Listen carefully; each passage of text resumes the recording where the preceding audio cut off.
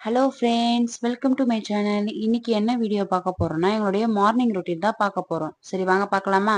அன்னைக்கு டேவே ஒரு 9 o'clock போல தான் ஸ்டார்ட் ஆச்சு. ஏன்னா ஸ்கூல் வேற லீவ் விட்டாங்க இல்லையா? அதனால ஒரு 9 o'clock போல எந்திரிச்சு ஃப்ரெஷ் அப் ஆயிட்டு நான் பால் போட போயிட்டேன். நான் பால் போட்டு வர்றதுக்குள்ள என் பெரிய பொண்ணு செம்ம டான்ஸ் டிவியில சாங்ஸ் வச்சு விட்டு தான் நான் போய் வேலை செய்யணும். இல்லைன்னா 2 பேரும் என் பின்னாடியே வந்து கிச்சன்ல வந்து நின்னுப்பாங்க.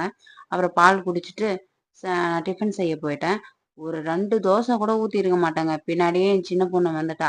தூக்குங்க, தூக்குங்கன்னு சொல்லிட்டு ஒரே அழ. ஒரு என்ன வேலை செய்யவே விடல. அப்புறம் என்ன பண்றது? அவள தூக்கி வச்சுக்கிட்டே தான் தோசை ஊத்துனேன். அன்னைக்கு டிஃபன் வந்து ரெட் ரைஸ் தோசையும், அதுக்கு முன்னாடி நாள் வச்ச சாம்பாரும் தான். சிம்பிளா முடிஞ்சிடுச்சு. அத செஞ்சு சாப்ட்டு, ஆ நாங்க அப்படியே கொஞ்சம் ஃப்ரீ ஆயிட்டோம்.